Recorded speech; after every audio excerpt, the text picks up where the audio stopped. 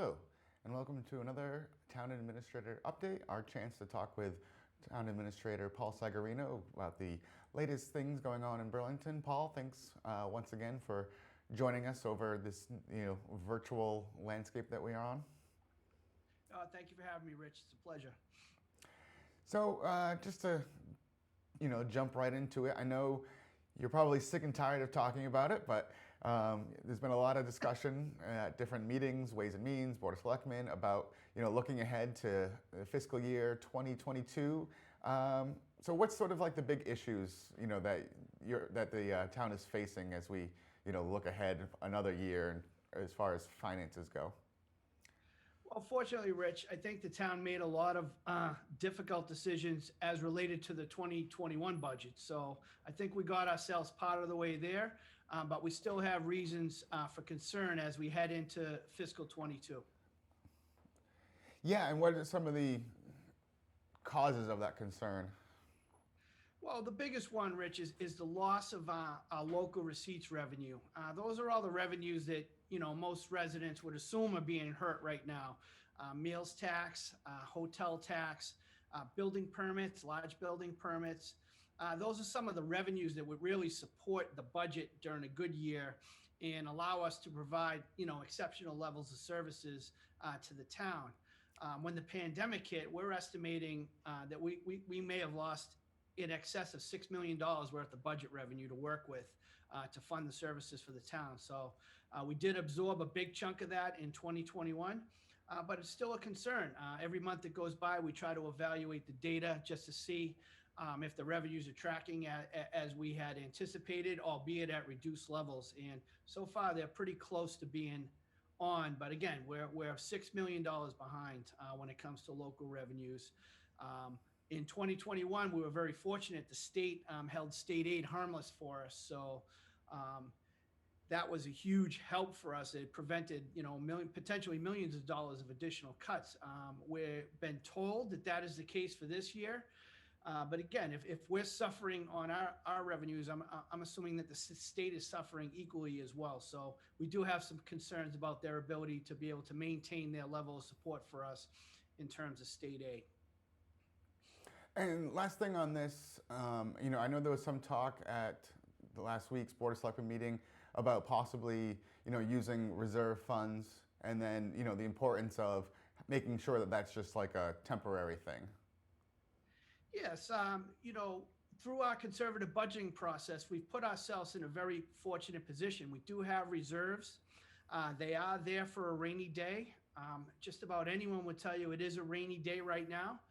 But it's really important when you use reserves to come up with a plan to stop using reserves. So, we'll be making recommendations to the board and to town meeting and to Ways and Means, just that we should be very cognizant if we do start to use reserves, we need to have a way to wean ourselves off of them because they cannot become a part of our regular budget. At some point, we have to make either reductions or generate new revenue because obviously the pool of reserves, although it's something that we're really proud of, if this thing, economic distress that the country's in extends far, I mean, our reserves are only going to carry us so far, even though that we have a great amount of them. So it's very important for us to use them very judiciously and very strategically if we're going to use them. I mean, we never do that as part of our budget process.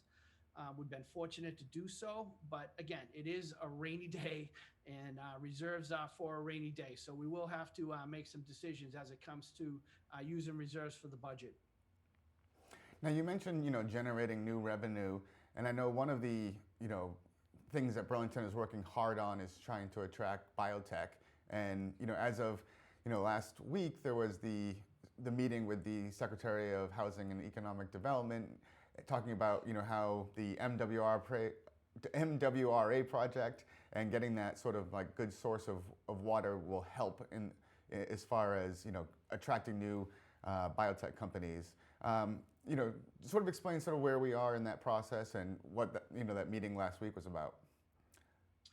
Well, as you mentioned, Rich, we were very fortunate to get the award from the state that they would provide us a MassWorks infrastructure grant to help support our waterline project to get into the MWRA.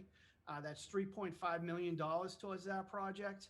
It was the second highest award that was given in the state. And they typically award these projects for infrastructure that will generate economic development and housing within the state.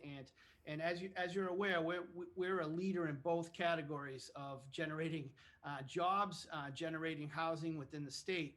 The secretary is very kind to come out and meet with us last week. We took him on a little tour of the town.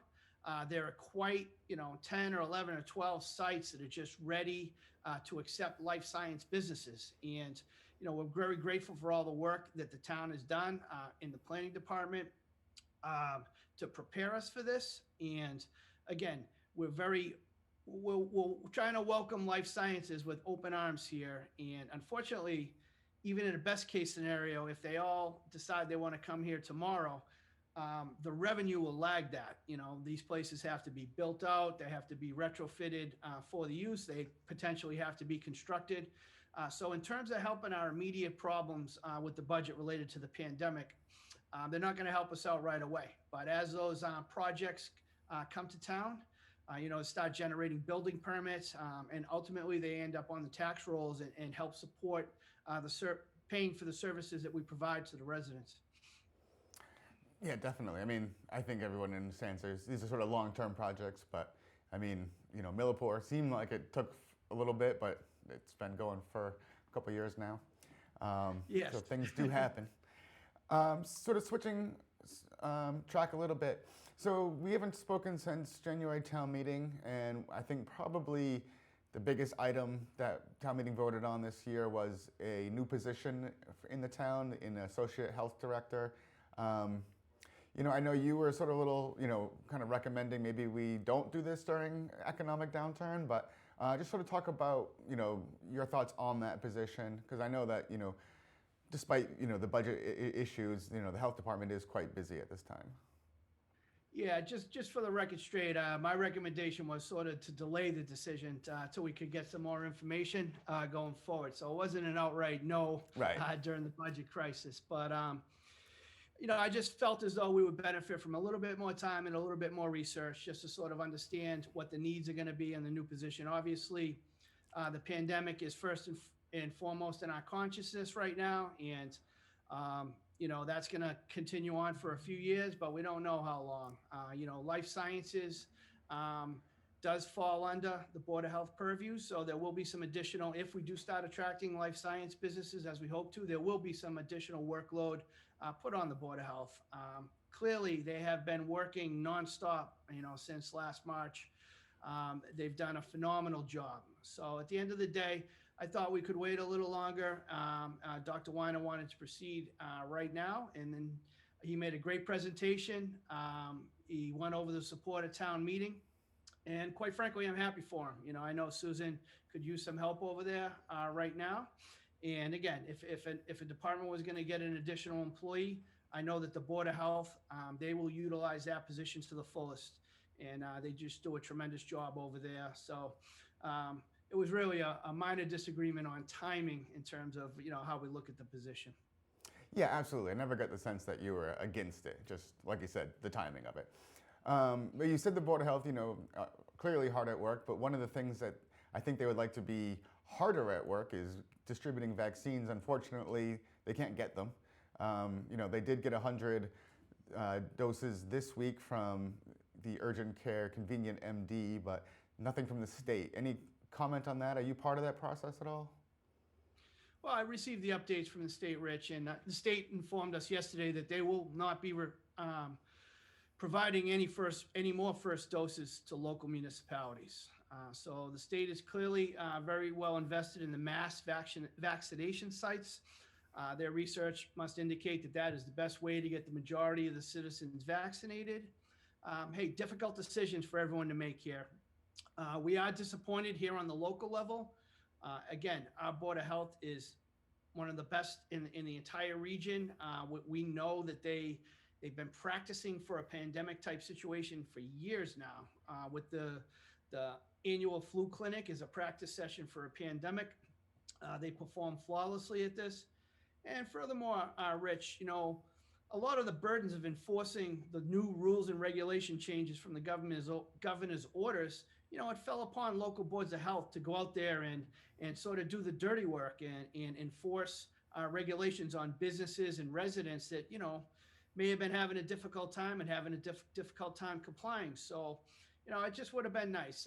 Our residents, and particularly our seniors, they're accustomed to getting their flu shot here in the town. Our Board of Health does a great job. And we would have loved to, just played a part in providing the vaccine to our residents. We know our residents, we have them identified, and we could, I think Dr. Weiner would say that we could do 800 vaccinations a day. We have the infrastructure to do that. All we're missing is the vaccine. But I don't want to take away from the difficult decisions that the state has to make in regards to everything COVID related. It's unprecedented. And again, I don't envy the difficult decisions that they have to make. Yeah, definitely not. I was actually just coming into work this morning. Charlie Baker was on GBH, and he was saying, they have 450,000 requests a week, and they have like 120 to 150 vaccines coming in from the federal government. So nobody's in an easy position here. Correct. So last thing, I know that also in town meeting, they did approve the warrant articles to change the name of the Board of Selectmen to the Select Board. But I also understand that doesn't happen right away. So what's the process, until that happens? Sure, Richard. Now, again, that's probably something we could have explained a little bit better, that there would be a little bit of a time frame where we're waiting for the change to become official. I know that that's caused some confusion for some folks lately, but essentially, two of the articles were to update the name in the town's zoning bylaws and the general bylaws. So any change to our zoning and general bylaws after every town meeting, doesn't matter what it is, it gets sent to the Attorney General for review and approval to make sure that it's legal, legitimate, and all those good things. So it's a good process there. I believe they have at least 90 days to act on it once they receive it from the town. And then the third article that was on town meeting, the town actually has a state legislation passed which created the representative town meeting. And the only way that we can change Board of Selectmen to Select Board within that document is to petition the legislature to make the change. So that will be forwarded through Representative Gordon and Senator Friedman's offices. They'll bring it to the entire legislature. The legislature will vote on it. Quite frankly, the changes happened in many communities fairly recently, so we are confident that it will happen. And then the legislature votes on it. They update that chapter of the Massachusetts general laws, and we should be good to go. But we're not sure exactly what the time frame on that is. So once all three things come together, I think that we can confidently stop being confused about whether we refer to each other as selectman or select board member as of this point. But I'm looking forward to the day when that happens. Yeah, bit of a process for a name change, but I think everything is a bit of a process behind the scenes people aren't usually aware of. Yes. Well, very good. I appreciate your time. I know you've got to go, so I will leave it there, and we will reconvene next month for another update. But until then, hope everybody stays healthy and safe, and best of everything. Thank you for having me, Rich. Have a great day. You too. Thank you.